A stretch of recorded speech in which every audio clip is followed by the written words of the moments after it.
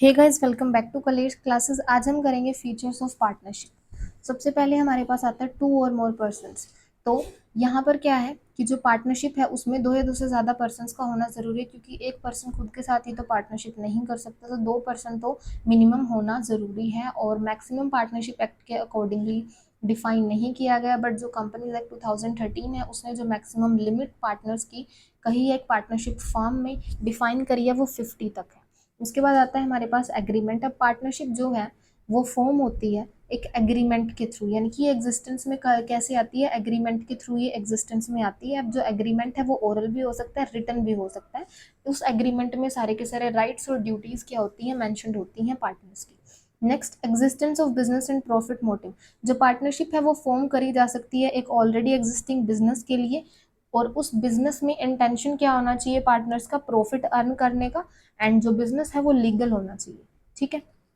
उसके बाद हमारे पास आता है शेयरिंग ऑफ प्रॉफिट्स। अब जो एग्रीमेंट है, जैसे कि हमने पढ़ा पार्टनरशिप क्या होता है, एसोसिएशन ऑफ पर्सन जिसमें वो एग्री करते हैं प्रॉफिट्स और लॉसेस को शेयर करने के लिए वो पर्सन्स। तो प्रॉफिट्स तो शेयर करेंगे ही वो। उसके बाद अगर हम बात करें लॉसेस की, तो लॉसेस के केस में ये एग्रीमेंट में मेंशन हो सकता है कि ये पार्टनर्स के बीच में लॉस शेयर होंगे। ठीक है, एग्रीमेंट के अकॉर्डिंगली सब कुछ होगा, तो प्रॉफिट शेयर होंगे ही होंगे। उसके बाद हमारे पास आता है relationship of principal and agent. Principal और एजेंट की रिलेशनशिप है यहाँ पर। कैसे है कि हर एक पार्टनर एजेंट भी है और प्रिंसिपल भी है। एक एजेंट दूसरे पार्टनर्स को क्या कर सकता है, बाइंड कर सकता है अपने एक्शन से, और एक प्रिंसिपल खुद भी बाइंड हो सकता है उन पार्टनर्स के एक्शन से। ठीक है, तो इसी वजह से वो एक प्रिंसिपल भी है और एक एजेंट भी है पार्टनर। उसके बाद business carried on by all और any of them acting for all.